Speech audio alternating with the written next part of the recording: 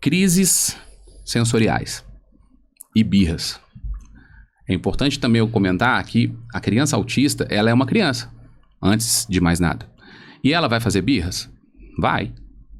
Ela vai fazer hora com a cara dos pais, muitas vezes? Vai. Quanto mais ela tiver um cognitivo bom, ela vai ter mais capacidade de fazer isso.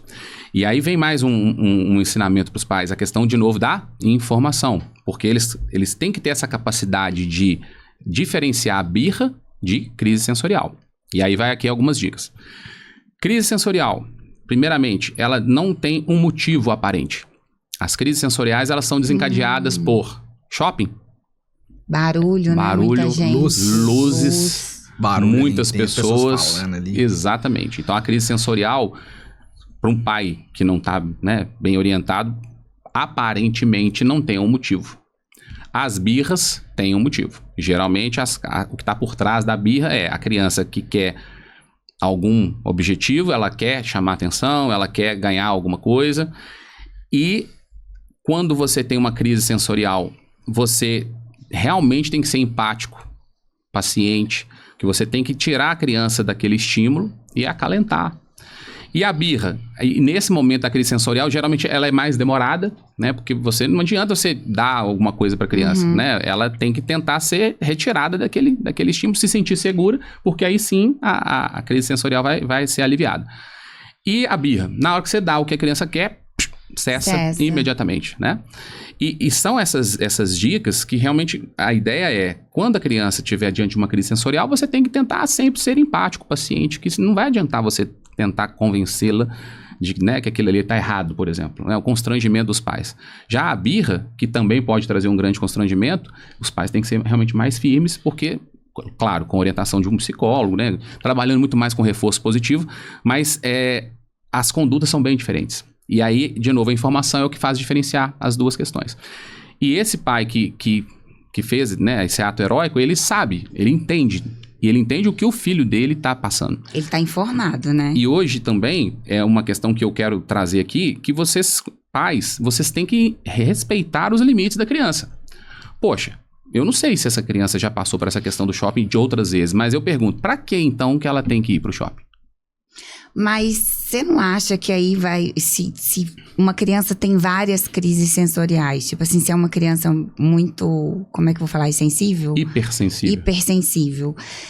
Que ela vai ficar restrita demais. Não, a inclusão não é justamente isso? Sim, mas tem que ter o limite. Você não pode deixar a criança sofrer, né? Porque, por exemplo, foi recente outra postagem que eu fiz, o filme Divertidamente. Poxa, tá um sucesso mundial, é um filme, inclusive, muito interessante. Mas, poxa, será que a criança tem que assistir o filme no cinema, a criança autista? Se ela pode assistir dentro da casinha dela? Muito alto, muita alto. Gente. Poxa, o som de uma sala de cinema... Não, é estrondoso. Até pra gente que gente não tem hipersensibilidade, difícil, né? é difícil. Ela causa sensações. Sim. Que no caso da criança autista é umas sensações ruins, né? O jogo de luz. Sim, então isso que você comentou, Liliane, eu achei muito interessante, porque assim, vamos trabalhar a inclusão sim, vamos trabalhar a questão da socialização da criança, mas respeitando os limites, né? Poxa, se meu filho tem medo de fogos de final do ano, pra que eu vou passar o Réveillon em Copacabana, que eu sei que vai chegar um momento, vai explodir de tanto, né? Então, essa conscientização é importante. Você saber que... E é importante você conhecer o seu filho para você entender realmente qual é o limite. Agora, isso aqui eu já entendi que é melhor eu fazer de uma forma diferente. De uma maneira que ele esteja incluído, que ele esteja sendo estimulado, mas respeitando as limitações dele. Eu acho que na escola é mais complicado, né? Porque aí o pai e a mãe não tá. Como é que funciona a questão de uma criança autista na escola? Ela tem acompanhamento? Ela tem um professor especial? Ela fica numa sala sozinha? Como que funciona? Explica pra gente. A escola é um ambiente onde eu considero que a criança recebe mais estímulos. E ali, ela tem que ter sempre uma orientação de um profissional da psicologia para orientar um professor como que ele tem que lidar com aquela criança. Muitas crianças, principalmente na fase inicial, elas têm um AT, que é um assistente terapêutico. Ele fica dentro da sala de aula com a criança. E esse AT, ele vai nas terapias que a criança faz para aprender o que deve ser feito para estimular. Muitas vezes o AT fica dentro da casa da criança também, nos momentos que a criança não está na escola, e acompanha a criança dentro da escola. Ali dentro, quando a criança entra para o ensino fundamental, que é 6 aninhos, 7, aí vai ser disponibilizado, tem que ser disponibilizado por lei, uma professora de apoio. O que é uma professora de apoio? É uma professora que vai ensinar para aquela criança dentro daquilo que ela consegue aprender. Dentro da limitação dela. Dentro da limitação dela. Claro que muitas vezes a criança autista, ela tem um cognitivo bom e muitas vezes eu oriento as famílias a dispensarem a professora de apoio. Porque se você for olhar pelo outro lado, se você não precisa de um suporte, você está recebendo aquele suporte, pode ser que você entre numa zona de conforto. E não desenvolva mais. Exatamente. Né? Então, é legal também eu comentar que muitas vezes, mesmo que seja um direito assegurado por lei, eu recomendo, olha, no caso do seu filho, eu vou sugerir, suspender, cancelar o professor de apoio.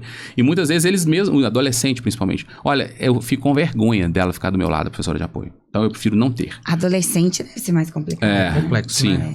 E também tem o plano educacional individualizado, que é o PEI. Esse PEI, então, como é que é o PEI? O PEI é uma psicopedagoga que acompanha a criança e o adolescente, que sabe das capacidades daquela pessoa, e que se a criança tem alguma dificuldade, né? Porque muitas vezes pode ser que não tenha dificuldade de aprendizagem, mas se tem alguma dificuldade, é feito um planejamento, geralmente semestral. Nesse semestre nós vamos trabalhar tal e tal e tal aspecto. E aquilo vai sendo feito de forma paralela, né? A professora regente fica lá na frente ensinando os alunos, a professora de apoio com o PEI vai direcionando o que aquela criança específica vai dar conta de desenvolver. E aquilo vai ter sempre sendo ajustado, para estar sempre acompanhando as potencialidades da criança. E claro, a família participando disso tudo, né? Então, de novo, aquela pergunta, aquele comentário anterior, qual que é o papel da família? Vocês estão vendo aí como que é muito de extrema interessante. importância, né?